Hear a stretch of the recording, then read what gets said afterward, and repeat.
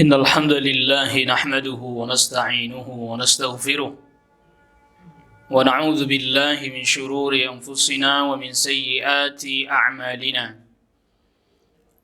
من يهده الله فلا مضل له ومن يضلل فلا هادي له أشهد أن لا إله إلا الله وحده لا شريك له وأشهد أن محمدا عبده ورسوله يا أيها الذين آمنوا اتقوا الله حق تقاته ولا تموتن إلا وأنتم مسلمون يا أيها الناس اتقوا ربكم الذي خلقكم من نفس واحدة وخلق منها زوجها وبث منهما رجالا كثيرا ونساء واتقوا الله الذي تساءلون به والأرحام إن الله كان عليكم رقيبا يا أيها الذين آمنوا اتقوا الله وقولوا قولا سديدا يصلح لكم أعمالكم ويغفر لكم ذنوبكم ومن يطع الله ورسوله فقد فاز فوزا عظيما أما بعد معاشر الحاضرين jamaah salat Jum'ah a'azzakumullah. Kisah tentang Ashabul Kahfi yang dicatat di dalam suratul Kahfi, Al-Imam Al-Hafidh Ibn Katsir menjelaskan bahwa mereka adalah para pemuda dari anak para pembesar Romawi di zaman sebelum diutusnya Nabiullah Isa alaihissalam. Tatkala ada perayaan mereka lakukan atau orang-orang Romawi melakukan perayaan terhadap berhala-berhala mereka, maka pemuda ini menyingkir, tidak ikut ke dalam perayaan tersebut. Sehingga kemudian satu persatu di antara mereka duduk di bawah pohon, merenung dan memikirkan bagaimana cara agar mereka bisa menghindar dari perayaan yang dilakukan oleh kaumnya tersebut. Sampai akhirnya kemudian mereka pun diketahui bahwa mereka tidak mengikuti perayaan yang dilakukan oleh kaumnya. Sehingga kemudian mereka pun dipanggil oleh Kaisar Romawi pada saat itu. Dan ditanya tentang sikap dan keyakinan mereka. Dan Allah Subhanahu wa ta'ala kuatkan hati mereka. وَرَبَطُوا عَلَى قُلُوبِهِمْ إِذْ قَامُوا فقالوا ربنا رب السماوات والأرض لن ندعو من دونه إلها لقد قلنا إذا شططا. Allah kuatkan hati mereka ketika mereka berdiri di hadapan penguasa Romawi pada saat itu. Dan mereka ditanya, mengapa mereka tidak mengikuti perayaan yang dilakukan oleh kaumnya pada saat itu. Mereka katakan bahwa Rabb kami adalah Allah, Rabbnya langit dan bumi, yang kami tidak akan beribadah kecuali hanya kepadanya saja. Dan kalau kami tidak mengatakan perkataan yang seperti ini, maka sungguh kami telah mengatakan perkataan yang keliru. Inilah sikap yang diambil oleh para pemuda tersebut. Sehingga mereka pun bersembunyi ke dalam goa. Yang Allah Subhanahu wa ta'ala kemudian berikan pertolongan kepada mereka. Sehingga mereka tertidur 309 tahun. Allah Rabbul Alamin selamatkan mereka dari kezaliman Raja Romawi pada saat itu, yang hendak memaksa mereka meninggalkan keyakinan dan tauhid mereka. Tidak kalah juga seperti yang disebutkan di dalam Al-Quran. Kisahnya Nabiullah Ibrahim alaihissalam. Bahkan Nabi Ibrahim alaihissalam dengan terang-terangan mengatakan bahwa dia berlepas diri terhadap apa yang disembah oleh kaumnya. Allah Subhanahu wa taala berfirman di dalam surat Az-Zukhruf ayat ke-26, ayat ke-27, wa idh qala Ibrahimu li abihi wa qaumihi, ketika Nabi Ibrahim berkata kepada ayahnya, berkata kepada kaumnya, innani bara'um mimma ta'budun, sesungguhnya aku berlepas diri dari apa yang kalian ibadahi yang selain Allah Subhanahu wa taala, illa allazi fatarani fa innahu sayahdin, kecuali Allah yang menciptakan aku, maka aku hanya beribadah kepadanya saja, karena sesungguhnya dialah yang akan memberikan petunjuk kepadaku. Inilah sikapnya Nabi Ibrahim alaihissalam.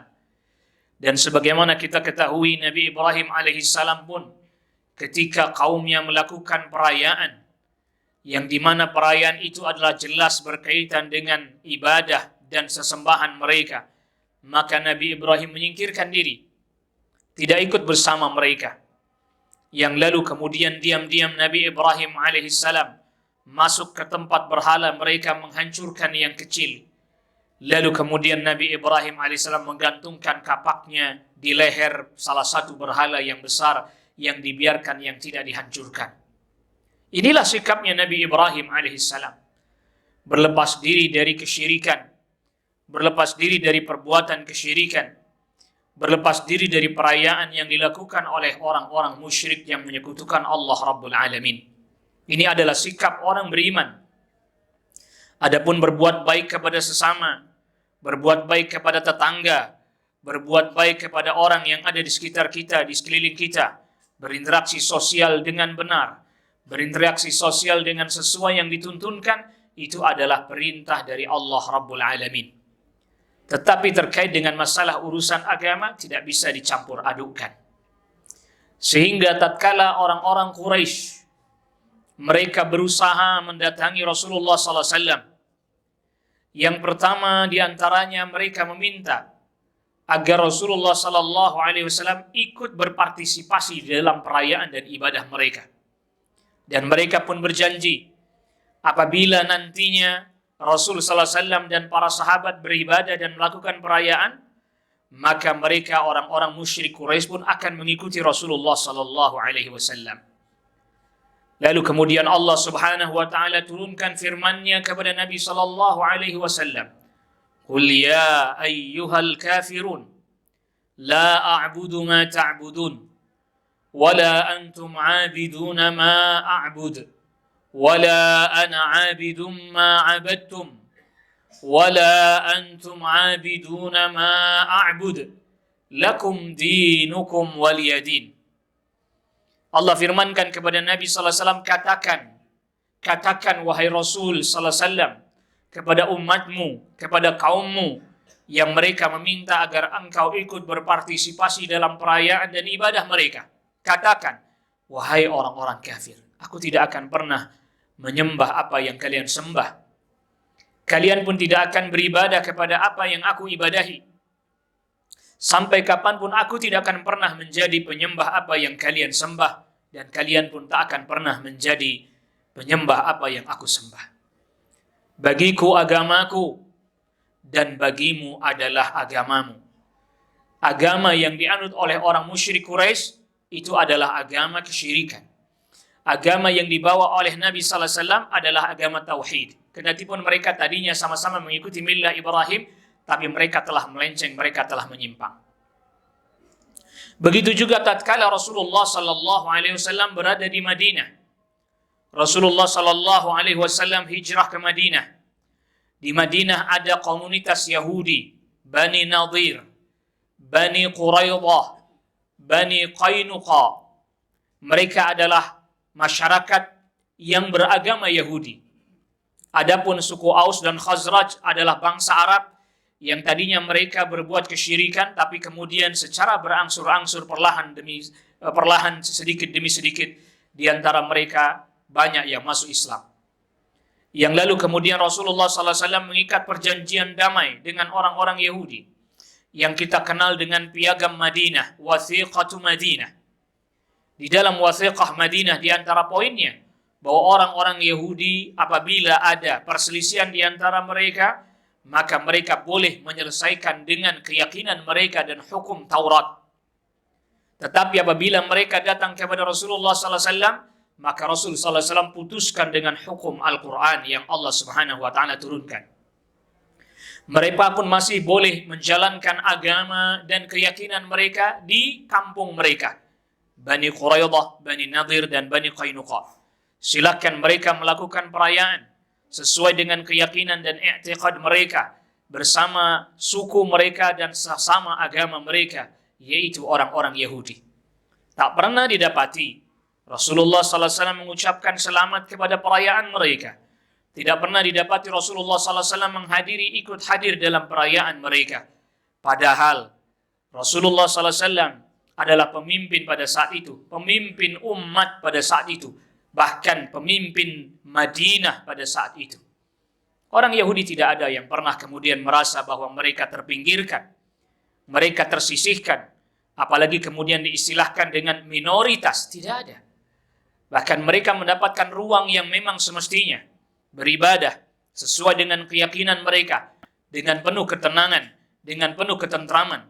Sedangkan yang kaum muslimin juga, mereka beribadah sesuai dengan keyakinan mereka, penuh dengan ketenangan, penuh dengan ketentraman. Hidup saling berdampingan di negeri Madinah. Tidak ada yang saling mengganggu, tidak ada yang saling merusak, tidak ada yang saling mencemooh satu dengan yang lain, masing-masing dengan keyakinannya. Interaksi sosial tetap berjalan sebagaimana mestinya. Rasulullah SAW bahkan melakukan transaksi jual beli dengan orang Yahudi. Bahkan kita ketahui sampai wafatnya, baju perangnya Rasul SAW masih tergadaikan pada orang Yahudi ketika beliau meminjam makanan pokok untuk membeli makanan pokok untuk kebutuhan beliau dan menjamu tamunya. Tidak masalah hal itu. Tetapi urusan keyakinan, urusan i'tiqad, maka Nabi SAW tidak pernah mencampur adukannya. Begitu juga para sahabat radhiyallahu anhum ajma'in, dan begitu juga lah fatwanya para ulama yang telah diketahui dari a'limah al-arba'ah, bahkan 4 mazhab sekaligus. Mereka menyepakati hal tersebut karena mereka tahu tidak ada satupun di antara kaum muslimin pada saat itu yang mereka ikut bercampur baur dengan selain kaum muslimin dalam perayaan mereka. Fa'tabiru ya ulil albabi la'allakum turhamun.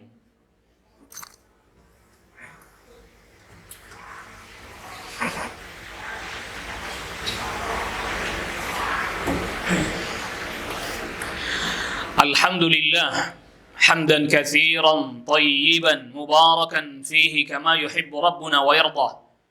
Wassalatu wassalamu ala nabiyir rahmah wa ala alihi wa sahbihi wa man tabi'a hudah ila yaumil qiyamah. Amma ba'd, ma'asyiral hadirin jamaah Jum'ah azzakumullah. Bukankah kita memohon kepada Allah Subhanahu wa taala hidayah, petunjuk kepada jalan yang lurus? Sebagaimana kita selalu memohon tatkala kita membaca suratul Fatihah, ihdinas siratal mustaqim. Tunjukilah kami ya Allah kepada jalan yang lurus. Apa itu jalan yang lurus? Siratal ladzina an'amta alaihim.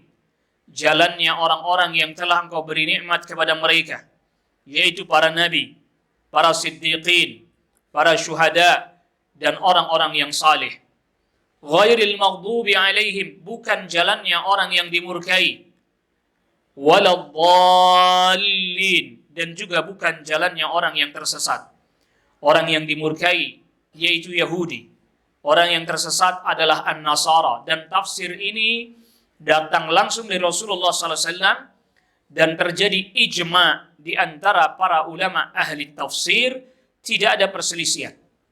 Itu artinya ketika kita memohon kepada Allah Rabbul Alamin, jalan yang lurus, jalannya para nabi, para rasul, jalannya para sahabat, tabi'in dan tabi'ut tabi'in, itu mengandung konsekuensi kita tidak mengikuti jalannya al-Yahud. Kita tidak mengikuti jalannya An-Nasara. Oleh karena itu Rasulullah SAW melarang kita untuk menyerupai satu kaum, karena kita bisa sedikit demi sedikit menjadi bagian dari kaum tersebut. Walaupun tidak langsung, tetapi setahap demi setahap Apabila kita menyerupai, maka akan muncul kecintaan dan kecenderungan. Rasul sallallahu alaihi wasallam bersabda dalam hadis riwayatnya Imam Abu Dawud, "Man tashabbaha biqaum fa innahu minhum." Siapa orang yang menyerupai satu kaum sedikit demi sedikit, setahap demi setahap, maka dia bisa mengikuti kaum tersebut dan menjadi bagian dari kaum tersebut. Oleh karena itu, ayyuhal muslimun, jamaah Jum'ah, a'azzakumullah, kebiasaan dan tradisi orang-orang musyrikin itu adalah bukan bagian yang semestinya kita mengikutinya. Bukankah kita pernah mendengar terkait dengan hadis yang menjelaskan tentang awal mula disyariatkannya azan, yaitu ketika sebelum ada tata cara bagaimana mengumandangkan azan, memberitahukan manusia akan masuknya waktu salat. Sebagian para sahabat menyarankan kepada Rasul sallallahu alaihi wasallam agar meniup buk, yaitu trompet. Rasul katakan itu adalah tata caranya orang Yahudi.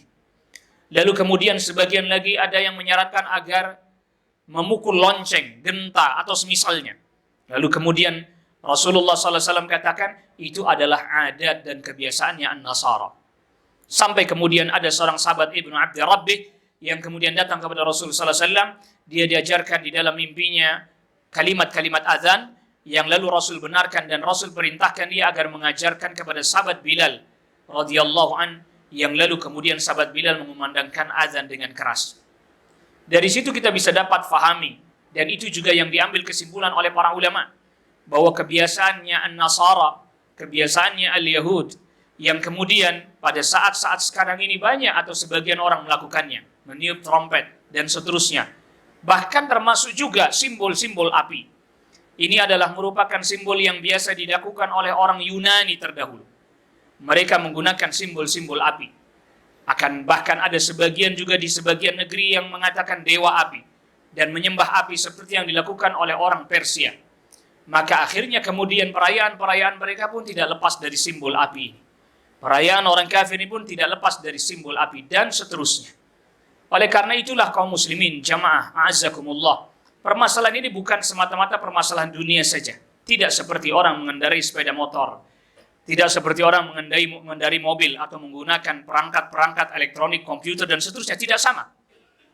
Penanggalan yang dilakukan oleh mereka bukan semata-mata penanggalan biasa, tapi memang penanggalan yang mengandung di dalamnya perayaan-perayaan mereka. Kalau kita teliti dalam sejarah agama dunia, setiap agama pasti memiliki penanggalannya sendiri. Yunani memiliki penanggalannya sendiri. Romawi memiliki kalendernya sendiri. Babilonia memiliki kalendernya sendiri. Termasuk Persia pun memiliki kalendernya sendiri. Bahkan Mesir kuno pun memiliki penanggalan dan kalendernya sendiri.